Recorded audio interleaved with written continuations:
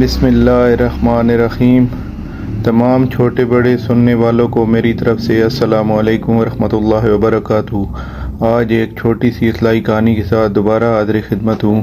کہانی کا عنوان ہے تربیت۔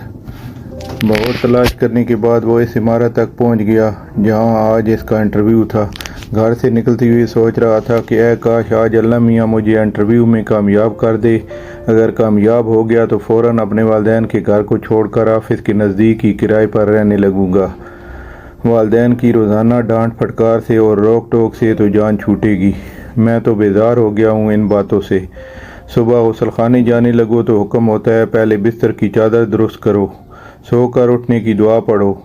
غسل خانے سے نکلو تو حکم ہوگا نل بند کیا، غسل خانہ صاف کیا، تولیہ پھیلایا جگہ پر یا یوں ہی پھینک دیا۔ ناشتہ کر کے گھر سے نکلنے کا سوچو تو حکم ہوگا کمرے کا پنکھا اور لائٹ بند کی، چپلیں جگہ پر رکھی۔ نوکری مل جائے تو ان سب باتوں سے نجات بھی مل جائے گی۔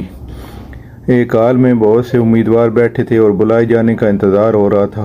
اس نے دیکھا برآمدے کی بتی ابھی تک جل رہی تھی۔ امی کی ہدایت یاد آ گئی تو بتی بجھا دی۔ آفس کے دروازے پر کوئی نہیں تھا۔ برابر میں رکھی ہوئی واٹر کولر سے پانی رس رہا تھا۔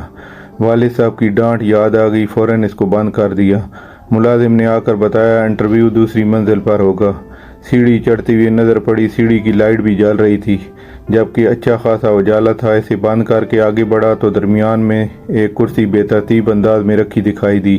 اسے کرینے سے ایک طرف رکھ کر اوپر گیا تو دیکھا کہ پہلے سے موجود امیدوار اندر جاتے ہیں اور فوراً واپس بھی آ جاتے ہیں۔ میں نے دل میں سوچا کہ کہیں یہ انٹرویو خانہ پوری تو نہیں۔ معلوم کرنے پر پتہ چلا کہ وہ درخواست لے کر کچھ پوچھتے نہیں ہیں، واپس بھیج دیتے ہیں۔ اپنا نمبر آنے پر میں نے اپنی اسناد کی فائل مینیجر صاحب کے سامنے رکھ دی۔ تمام کاغذات دے کر مینیجر صاحب نے پوچھا کب سے جوائن کر رہے ہو؟ ان کے سوال پر مجھے یوں لگا جیسے میرے ساتھ کوئی مذاق کیا جا رہا ہے۔ مینیجر نے محسوس کر لیا اور کہا یہ اپریل پھول نہیں حقیقت ہے۔ پھر اسے بیٹھنے کا اشارہ کرتے ہوئے کہا آج کے انٹرویو میں ہم نے کسی سے کچھ پوچھا ہی نہیں ہے، صرف سی سی ٹی وی کیمرے میں سب کے ساتھ تمہارا برتاؤ بھی دیکھا ہے۔ سبھی امیدوار آئے مگر نہ کسی نے لائٹ بند کی، نہ نل بند کیا، نہ کرسی راستے سے ہٹائی۔ مبارکباد کے مستحق ہیں تمہارے والدین جنہوں نے تمہیں تمیز اور تہذیب سکھائی ہے، جن کا طور طریقہ مہذب نہیں۔ وہ چاہے جتنا ہوشیار اور چالاک اور نظم و ضبط کے بغیر وہ زندگی کی دوڑ میں پوری طرح کامیاب نہیں ہو سکتا۔ ملازمت حاصل کرنے کے بعد میں اپنے آپ سے شرمندہ اور اپنے والدین پر فخر کر رہا تھا جنہوں نے زندگی کے ہر مرحلے میں میری رہنمائی کر کے آج مجھے سرخرو کر دیا تھا۔